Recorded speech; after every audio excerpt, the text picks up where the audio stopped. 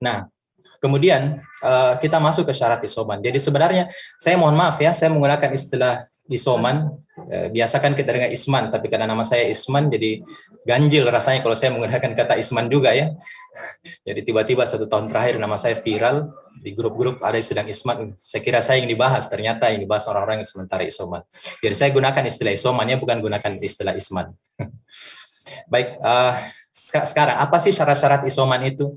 Jadi isoman syarat melakukan isolasi mandiri di rumah itu bukan sekedar pilihan.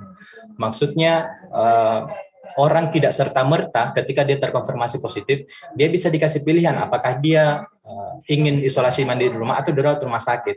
Tetapi ada syarat-syarat yang harus dia penuhi agar orang tersebut kemudian terjaga atau aman ketika misalkan dia melakukan isolasi mandiri di rumah. Jangan sampai kemudian dia sudah sesak, dia sudah saturasinya sudah walaupun tidak sesak misalkan dia merasa baik-baik saja, tetapi setelah di foto toraks ternyata kerusakan paru-parunya sudah begitu besar seperti yang dialami mungkin yang viral terakhir yang ada di Corbusier, dia nyaris tidak merasa apa-apa tetapi kerusakan progresivitas kerusakan paru-parunya itu sangat besar ya, dari 30% lanjut ke 60%. Itu kalau mungkin orang yang bukan olahragawan, bukan orang yang sering bagus pola hidupnya, itu mungkin dia sudah rasakan sesak yang luar biasa. Nah, jadi dia tidak merasakan sesak ternyata, tapi kerusakan yang terjadi dalam paru-paru itu sudah sangat luar biasa. Makanya kenapa saya bilang bahwa orang-orang isoman ini atau isolasi mandiri rumah ini bukan pilihan, tetapi ada syarat-syaratnya terlebih dahulu, baru setelah syaratnya termenuhi, orang itu kemudian baru kita bisa berikan pilihan apakah dia mau isolasi mandiri di rumah atau isolasi di tempat yang telah disiapkan oleh pemerintah. Jadi lalu apa-apa saja syaratnya? Yang pertama adalah dia harus tidak bergejala, atau asimptomatik. Jadi orang-orang yang terkonfirmasi positif dan dia tidak memiliki gejala sama sekali. Ya, biasanya orang-orang ini tidak sengaja memeriksa, mungkin karena dia mau melakukan perjalanan di keluar kota, misalkan ya naik pesawat kan masih diharuskan untuk antigen, bahkan ada beberapa daerah yang PCR ya. Tanpa sengaja ternyata dia terkonfirmasi positif dan dia tidak bergejala. Maka orang-orang ini kemudian yang bisa kita tawarkan untuk melakukan isolasi mandiri di rumah. Yang kedua adalah walaupun dia bergejala tetapi gejalanya ringan. Jadi gejalanya ringan. Jadi gejala yang kita harapkan dia tidak mengalami perburukan di rumah sehingga dan dia tidak membutuhkan perawatan yang intensif, yang tidak membutuhkan perawatan yang yang betul-betul harus diperhatikan setiap waktu ya, sehingga dia kemudian tidak perlu untuk dirawat di rumah sakit. Jadi lalu apa-apa saja gejala ringan itu nanti coba kita bahas di slide berikutnya. Kemudian syarat ini itu dari syarat pasiennya ya, pasiennya tidak bergejala atau ada gejala tetapi gejalanya ringan. Yang kedua, yang berikutnya adalah yang terpenting dari lingkungan atau rumah sekitar masyarakat itu. Jadi ini penting sekali. Walaupun misalkan pasiennya tidak bergejala atau gejala ringan, tetapi ketika misalkan rumah atau tempat dia yang tinggal itu tidak kondusif untuk melakukan isolasi mandiri, maka sangat tidak disarankan kepada Bapak Ibu sekalian yang terkonfirmasi positif untuk melakukan isolasi mandiri di rumah. Misalkan di rumah itu dia tinggal sama orang yang orang tuanya yang memiliki penyakit komorbid ya, diabetes mellitus, hipertensi, atau kemudian atau dia tinggal bersama dengan bayi atau dia tinggal di lingkungan padat penduduk ya, atau mungkin juga karena ketika lingkungannya tidak bisa menerima, kan kita biasa lihat beberapa kejadian ya, jadi masyarakat yang tidak bisa menerima orang yang melakukan isolasi mandiri di tempat lingkungan mereka. Jadi kalau misalkan itu dikhawatirkan, maka tidak disarankan untuk melakukan isolasi mandiri. Jadi syarat 3 syaratnya kemudian menjadi penting difahami oleh masyarakat. Jadi ketika misalkan syarat-syarat ini terpenuhi dari gejalanya dan kemudian dari lingkungan, kondisi lingkungan yang mendukung, baru kemudian dibolehkan untuk melakukan isolasi mandiri di rumah. Lalu apa sih gejala ringan ya? Kita sering sebut gejala ringan, apa-apa saja gejala ringan. Kita tahu bahwa COVID inilah penyakit yang menyerang saluran pernafasan, maka gejala-gejala yang terkait dengan saluran pernafasan itu juga termasuk dalam gejala ringan, kecuali sesak ya. Jadi misalkan mulai dari sakit kepala, sakit tenggorokan, pilek, demam, batuk kering, kemudian gejala-gejala umum ya, kelelahan, cepat lelah, gangguan makan atau malas makan, anoreksia, kemudian yang paling sering terjadi saat ini adalah kehilangan indera penciuman ya, anosmia atau kehilangan indera pengecapan. Jadi dia biar makan lombok 2 sendok dia tidak rasa ya, ini gejala yang sangat khas pada COVID. Atau dia ke WC misalkan dia buang air besar, dia sama sekali tidak mencium bahwa dia kotorannya dia. Jadi kalau saya lihat pasien-pasien begitu, mengeluhkan pasien-pasien begitu, saya sudah bilang Bapak Ibu sudah kemungkinan 90% sudah terkena COVID ya. Dan ketika misalkan dia melakukan pemeriksaan, ternyata betul-betul mereka positif dan didiagnosis sebagai COVID-19. Kemudian gejala yang sering juga terjadi adalah nyeri-nyeri tulang ya. Kemudian kadang juga terjadi gangguan saluran cerna kayak mual, muntah, nyeri perut, diare. Dan bisa juga sakit mata ya, kayak sakit mata, konjungtivitis, karena COVID ini juga bukan cuma bisa masuk melalui saluran pernafasan, tetapi dia juga bisa masuk ke mukosa matanya kita. Ya, jadi COVID virusnya ini bisa masuk ke tubuh melalui mata. Kemudian kadang juga ada ruam-ruam kemerahan pada kulit ya, walaupun sebenarnya ini tidak selalu merupakan gejala COVID. Kadang-kadang juga merupakan akibat dari alergi obat yang diberikan. Misalkan dia diberikan antivirus, ternyata dia alergi antivirus tersebut, atau dia diberikan antibiotik dan ternyata dia alergi dari antibiotik tersebut. Jadi kemerahan ini bukan hanya gejala COVID, tapi gejala dari akibat dari obat yang diberikan kepada pasien COVID. Kemudian yang paling penting adalah frekuensi nafasnya masih normal, tidak cepat, yaitu sekitar 12-20 kali per menit. Kalau di atasnya berarti dia sudah masuk gejala yang tidak disarankan untuk dirawat di rumah. Kemudian ini juga yang penting ya, karena kadang saturasinya rendah tetapi dia masih belum menunjukkan gejala yang biasa dikenal sebagai happy hypoxia. Jadi pastikan saturasinya di atas 95%. Lalu apa sih tools-tools yang harus disiapkan ya untuk pada saat melakukan isolasi mandiri di rumah?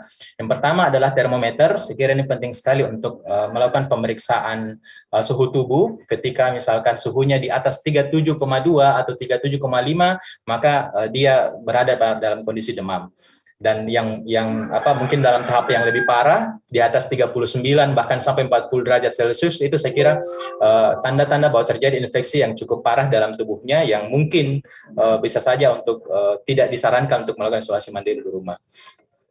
Jadi penting sekali ada termometer di rumah. Kemudian yang tidak kalah pentingnya adalah alat saturasi ya, saturasi untuk melihat saturasi oksigen dalam tubuh seseorang, dicek setiap pagi sore ya untuk memastikan kondisi saturasi oksigen dalam tubuh itu masih sangat baik. Saya ingin memberi saran, kedua alat ini adalah biasanya yang kita beli itu digital, hampir semua digital ya.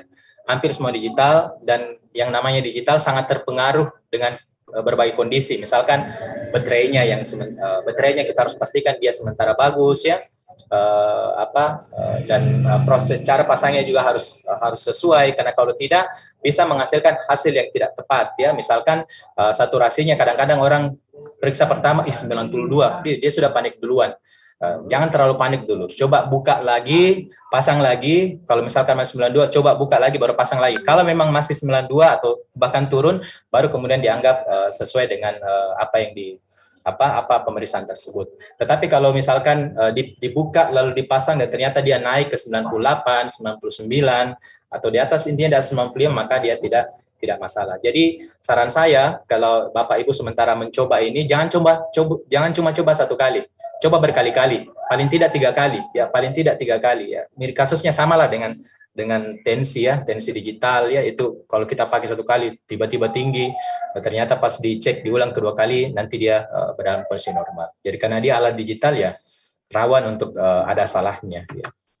Kemudian yang berikutnya adalah obat-obatan. Tentunya obat-obatan ini berdasarkan dari rekomendasi dokter, baik itu obat terapi gejala, antibiotik atau antivirus, begitu juga dengan suplemen-suplemen vitamin. Dan yang tak kalah penting menurut saya adalah hiburan ya. Kalau sini saya masukkan Netflix ya. Kalau Bapak Ibu terserah ya. Kalau ada yang hobi nonton ya silahkan langganan Netflix ya. Kalau ada yang hobi main game ya coba masukkan gamenya dalam kamarnya ya, tempat isolasi mandiri. Selama hobinya itu kemudian tidak mengganggu istirahatnya ya, tidak mengambil waktu tidurnya. Jantung juga misalkan dia karena dia senang nonton film Korea, akhirnya dia semalaman begadang nonton film Korea, ya itu salah ya. Dianggap tidak, karena bilang kasih masuk hobi juga, tidak bisa ya, karena untuk meningkatkan sistem imun kita butuh untuk istirahat setidaknya 7-8 jam per hari. Makanya hiburan yang Bapak Ibu lakukan, yang Ibu sukai itu jangan sampai mengambil waktu istirahat Bapak Ibu sekalian. Jadi selama hiburan tidak mengganggu tidak masalah saya kira. Kemudian yang berikutnya adalah alat perlengkapan beribadah ya, berdoa dan berzikir ya. Anggap saja bahwa mungkin kita coba ambil sisi lainnya bahwa Allah atau Tuhan kita sementara ingin bermesraan dengan kita ya pada saat kita melakukan isolasi mandiri ini. Mungkin selama ini kita sudah terlalu sibuk dengan urusan dunia ya, sibuk dengan pekerjaan kita, dan ternyata di saat itu Allah menakdirkan kita untuk terkonfirmasi positif ya. Kita coba ambil sisi lainnya, mungkin ini caranya Tuhan untuk kita bisa kembali akrab lagi, berhubungan erat dengan Tuhan dan lain sebagainya. Jadi penting sekali juga untuk meningkatkan nilai-nilai spiritual kita ketika kita sedang melakukan isolasi mandiri di rumah, karena ini dapat meningkatkan sistem imun ya yang ada dalam tubuh kita. Nah, apa sih kegiatan-kegiatan yang bisa dilakukan selama isolasi mandiri? Yang pertama, Bapak Ibu sekalian itu tetap di kamar ya. Kalau misalkan masih ada orang tinggal dekat situ, Bapak Ibu pastikan untuk selalu ada di kamar, kecuali hal-hal yang penting sekali dilakukan. Misalkan mau ambil makanan atau kalau tidak ada WC di kamarnya pergi ke WC dan lain sebagainya ya. Kemudian yang kedua, sesering mungkin mencuci tangan ya, sesering mungkin mencuci tangan menggunakan sabun ya, dengan air mengalir atau menggunakan hand sanitizer. Kemudian berikutnya Bapak Ibu kemudian kalau terpaksa keluar ruangan, kalau terpaksa keluar kamar, gunakan masker ya. Masker yang bisa digunakan itu yang direkomendasikan yang 2 lapis ya, masker medis, masker bedah dengan masker kainnya, masker biasa. Dan orang-orang yang di rumah juga ya, yang masih negatif, ternyata diperiksa negatif, diusahakan juga untuk menggunakan masker di rumah mereka ya, walaupun di rumah, karena ada Bapak Ibu atau ada keluarga yang sementara isolasi mandiri di tempat Bapak Ibu. Kemudian yang penting juga adalah jaga kebersihan lingkungan kamar, lakukan disinfeksi pada daerah-daerah yang sudah Bapak Ibu sentuh ya. Kemudian ini juga menjadi bagian penting ya, usahakan Bapak Ibu sekalian memiliki satu tempat konsultasi kesehatan ya, apakah itu puskesmas atau satgas COVID atau dimanapun itu ya, jadi ketika misalkan ada hal-hal yang Bapak ingin tanyakan, Bapak Ibu tanyakan, atau Bapak Ibu ingin laporkan, tiba-tiba Bapak merasa sesak atau tiba-tiba merasa kondisinya lemas, ya itu segera bisa dikonsultasikan dan bisa dilakukan penanganan lebih lanjut oleh orang yang atau tempat yang Bapak Ibu sekalian lakukan konsultasi seperti itu. Dan ya jangan lupa berjemur ya, karena berjemur ini sangat penting untuk meningkatkan vitamin D di dalam tubuh. Dan kita tahu ya, berbagai penelitian, walaupun data jelasnya belum ada ya di Indonesia, tetapi dari beberapa penelitian terpisah menunjukkan bahwa angka vitamin D di Indonesia ini masih sangat rendah ya, walaupun kita tinggal di negara tropis yang kaya sinar matahari, utamanya bagi anak-anak yang obesitas dan orang tua yang obesitas. Jadi orang obesitas itu sangat rentan rendah vitamin D-nya ya, sangat rentan rendah vitamin D-nya. Begitu juga orang yang lanjut usia, ya sangat rentan vitamin D-nya turun. Padahal kita tahu bahwa vitamin D ini, berbagai penelitian di luar menunjukkan bahwa dia sangat terkait dengan tingkat keparahan dari pasien COVID. Jadi ketika vitamin D-nya tinggi, maka kemungkinan potensi dia mengalami perburukan gejala ketika terkonfirmasi positif itu rendah. Begitu juga sebaliknya, ketika vitamin D-nya rendah, maka peluang dia atau risiko dia mengalami gejala berat itu semakin tinggi seperti itu. Jadi jangan lupa berjemur. Ada berbagai referensi, ada bilang jam 8 terbaik, ada bilang jam 10 terbaik. Intinya lakukan berjemur di pagi hari selama 15 menit. Jangan juga terlalu lama ya. Kalau terlalu lama juga tidak bagus untuk kesehatan kulit. Lakukan pemeriksaan suhu tubuh pagi dan sore, begitu juga dengan saturasi oksigen, kemudian pantau laju nafas Bapak Ibu sekalian ya, jangan sampai tanpa sadar Bapak Ibu merasa ternyata sudah masuk ke tahap yang sesak ya. Kemudian yang terpenting juga adalah berikan makanan yang bergizi. Jadi hampir semua nutrisi itu bisa kita dapatkan melalui makanan ya, baik itu vitamin C ya, zinc, mineral dan lain sebagainya itu bisa kita dapatkan dari makanan. Makanya sebenarnya kalau pola makan hidup kita, pola diet kita bagus, kita tidak butuh sebenarnya suplemen. Karena suplemen kan tambahan ya, tambahan kalau misalkan kita tidak sedang bagus pola hidup kita, pola makan kita. Tapi kalau kita punya gizi bagus, makan sayur hijau atau sayur hijau, kemudian makan buah-buahan ya, minum banyak air putih, saya kira itu sangat lebih dari cukup untuk menjaga dan memastikan bahwa kebutuhan nutrisi dalam tubuh kita itu tercukupi. Nah, ini yang penting difahami ya, bahwa ada hal-hal yang tidak boleh dilakukan pada saat sementara melakukan isolasi mandiri di rumah. Yang pertama tentunya jangan keluar kamar ya. Jangan keluar kamar atau jangan keluar dari tempat isolasi sebisa mungkin. Kenapa? Karena kita ingin tujuan dari isolasi itu kan untuk memutus mata rantai penyebaran COVID-19.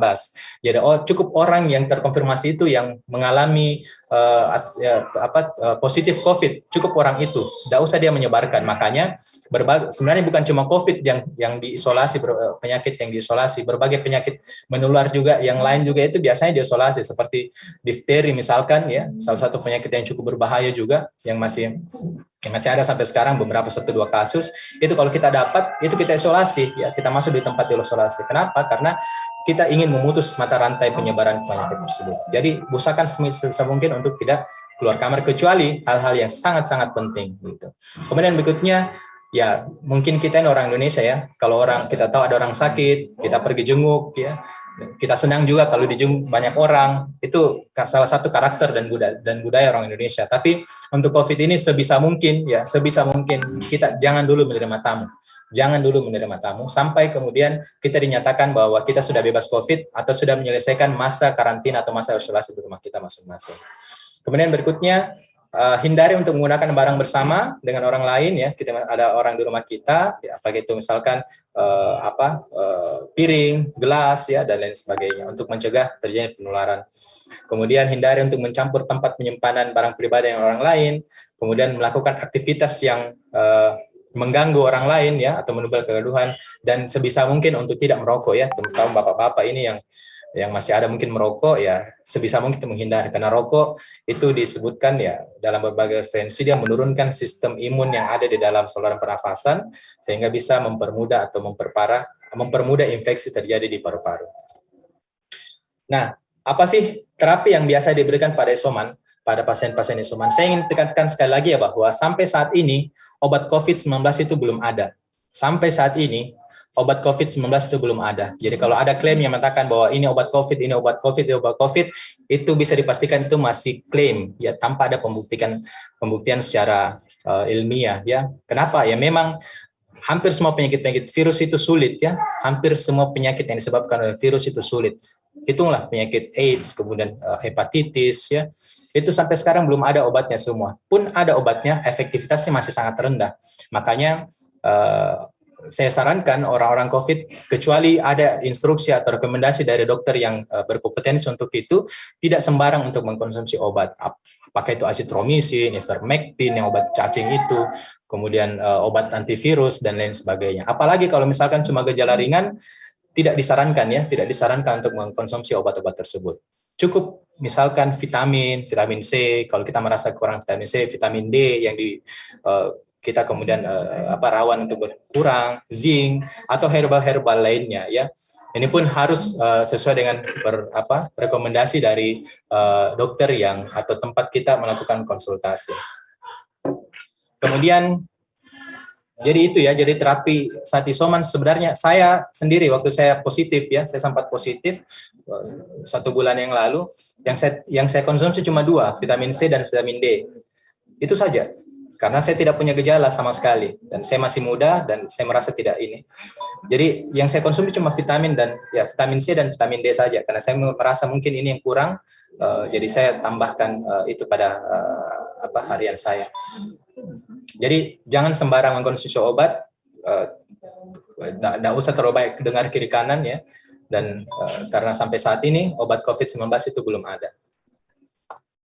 Nah, pada saat isolasi apa yang harus diperhatikan? Yang pertama, ketika misalkan ada tanda-tanda ini, Bapak Ibu sekalian harus mengkonsultasikan segera ke tempat Bapak Ibu berkonsultasi, apakah itu ke puskesmas atau satgas, untuk dilakukan tindakan segera. Misalkan Bapak Ibu sudah merasa sesak atau tidak sesak, tetapi pas diperiksa saturasinya kurang dari 95% atau demamnya tidak turun-turun dan diperiksa misalkan lebih di atas dari 39 atau 40 derajat Celcius. Nah, ini adalah tanda-tanda yang menjurus pada gejala pneumonia viral, pneumonia akibat virus, yang disarankan untuk melakukan perawatan di rumah, tidak di rumah sakit, bukan di rumah. Ya, jadi kalau misalkan ada tanda-tanda seperti ini, segera ke fasilitas kesehatan atau segera konsultasikan ke dokter tenaga kesehatan yang Bapak Ibu semua tempat konsultasi biasa. Jadi ini ya, sesak, saturasi oksigennya kurang dari 95 atau mengalami demam yang tinggi. Lalu kapan sih kemudian isolasi mandiri itu berakhir? Jadi saat ini ya sudah keluar sejak beberapa bulan yang lalu sudah keluar protokolnya. Orang yang sudah terkonfirmasi positif itu tidak diminta lagi untuk swab kontrol ketika misalkan mereka sudah menjalani isolasi karena sudah dianggap selesai sudah selesai ketika mereka melewati 10 hari setelah terkonfirmasi positif. Misalkan ini tanggal 20 ya, tanggal 20 dia terkonfirmasi positif dan ternyata dia tidak ada gejala, maka di tanggal 30 dia sudah bisa selesai, atau tanggal 31 dia sudah selesai masa isolasinya ya. Jadi 10 hari ketika dia tanpa gejala. Kemudian kalau dia gejala ringan, ada gejala batuk, pilek dan lain-lain, diharapkan lewat 10 hari tersebut dan minimal 3 hari setelah bebas gejala. Jadi kalau misalkan dia isolasi tanggal 20, kemudian dia hilang gejala di tanggal 28, artinya saat 10 harinya kan tanggal 30, berarti tambah 1 hari lagi karena dia bebas gejala di tanggal 28, berarti 28, 29, 30, berarti tanggal 31 baru bebas, bisa keluar dari proses isolasi mandiri. Jadi intinya tambahkan 3 hari dari saat bebas gejala. Kenapa tidak perlu swab kontrol? Karena PCR itu dia tidak melihat virus ini. Setahu saya ya, PCR dia tidak melihat, dia mendeteksi RNA-nya, materi genetiknya, dan dia tidak melihat lagi apakah virus ini masih hidup, aktif atau tidak begitu. Makanya kadang-kadang positif, tetapi sebenarnya dia lihat itu adalah partikel-partikel virus DNA, RNA virusnya yang sebenarnya bukan lagi virus aktif begitu. Makanya berbagai penelitian menunjukkan 10 hari cukup atau 10 hari tambah 3 hari bebas gejala. Jadi saya kira itu materi dari saya. Ini beberapa referensi yang saya jadikan referensi dalam pembuatan materi ini. Bapak Ibu bisa lihat cari di internet, banyak di internet ya materi-materi seperti ini. Dan tapi pastikan materinya bagus, referensinya bisa dipertanggungjawabkan ya. Jadi sekian dari saya. Terima kasih atas kesempatannya. Saya kembalikan ke moderator. Assalamualaikum warahmatullahi wabarakatuh.